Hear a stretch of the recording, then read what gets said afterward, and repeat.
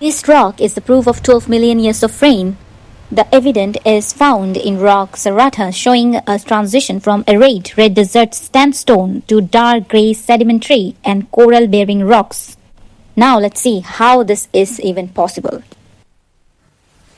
Just imagine 2 million years of rain, no summer, no dry season, no break, just water falling, rising, flooding for longer than our entire human species has ever existed on this planet.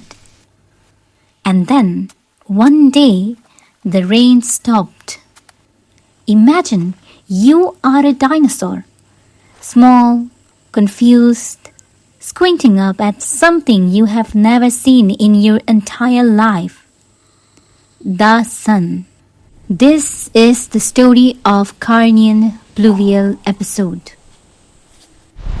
The 2 million years mega monsoon that almost broke the world and accidentally built the age of the dinosaurs. To understand what the rain did, you first have to understand what it interrupted. 234 million years ago, all of the Earth's continents were fused into one giant supercontinent, Pangea. It was hot, it was mostly dry, and life had arranged itself very carefully around that dryness. The dominant animals weren't dinosaurs. Not yet. Dinosaurs existed, but they were small, rare, and frankly not very impressive. The world belonged to other things. They were waiting for something they didn't know was coming. Then the volcanoes woke up. The Wrangellia volcanic provenance, a mass patch of volcanic activity in the Pangea Ocean, began erupting on a scale almost impossible to describe. Not one volcano, not even 10. An entire region of the ocean floor splitting open again and again over hundreds of thousands of years. The eruptions pumped an enormous amount of carbon dioxide into the atmosphere. The planet warmed, and it's very fast. And warmer air holds more water. It pulls more moisture from the oceans. It builds bigger clouds. It drops more rain. And then scientists found the evidence in the lake sediment cores drilled from the ancient lake beds in the northern China. Layers of volcanic ash and mercury, the fingerprints of eruption, sitting directly beneath the first evidence of wet conditions. 4 distinct pulses, 4 times the volcanoes erupted, 4 waves of rain. So, what was it actually like to be alive during 2 million years of rain? The rivers were enormous, wider and deeper than anything that had existed before. The old dry plains vanished under meters of flood sediment. Animals that had spent millions of years adapting to arid conditions suddenly found their world underwater. Up to a third of all marine species disappeared. In the oceans, the chemistry of the water itself changed. Carbonate platforms that had supported entire reef ecosystems dissolved. Ancient coral systems collapsed. On the land, the rhinoceros found their world of dry seed fins replaced by something completely different. Lush, wet, fast-growing vegetation they had never evolved to eat.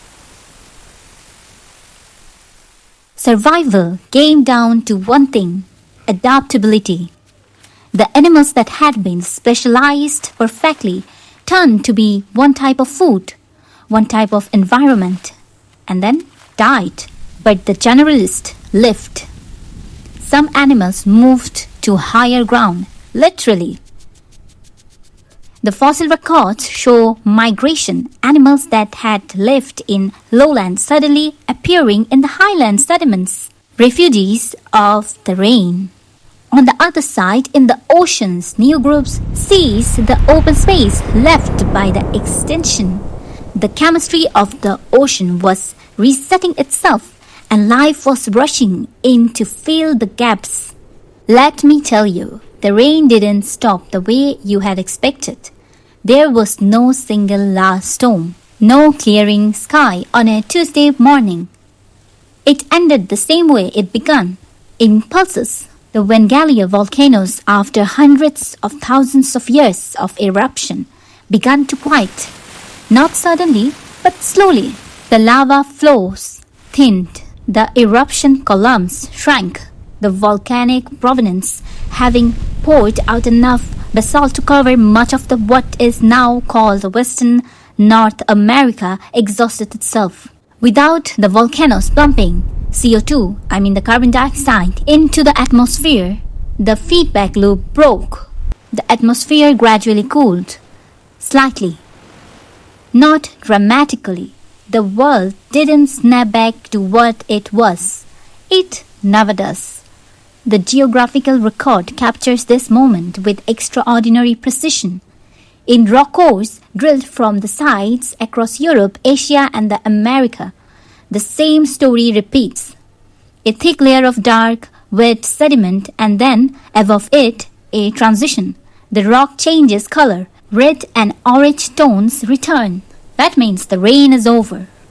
2 million years written in 3 centimeters of dark rock. And then it was over. And then there were the dinosaurs. Before the rains, dinosaurs had existed for about 10 million years already. But they were rare, small, and ecologically insignificant. The world didn't belong to them. They were edge dwellers. Survivors in the margins. The rains came. The old dominance struggled. The rhinoceros, the most common large herbivores on the planet, began drying out, unable to adapt to the changed vegetations. The Raucesians, apex predators that had ruled for millions of years, began to decline. And as the old rulers vacated their ecological roles, as food waves collapsed and rebuilt themselves in the new wet world, the dinosaurs stepped in. But here is what the science makes clear. It wasn't the rain that made the dinosaurs powerful. It was what happened after the rain stopped. The rains had killed off the specialized. It had cleared the ecological table. And when the dry returned, it was a different world. With different food, different plants, different opportunities.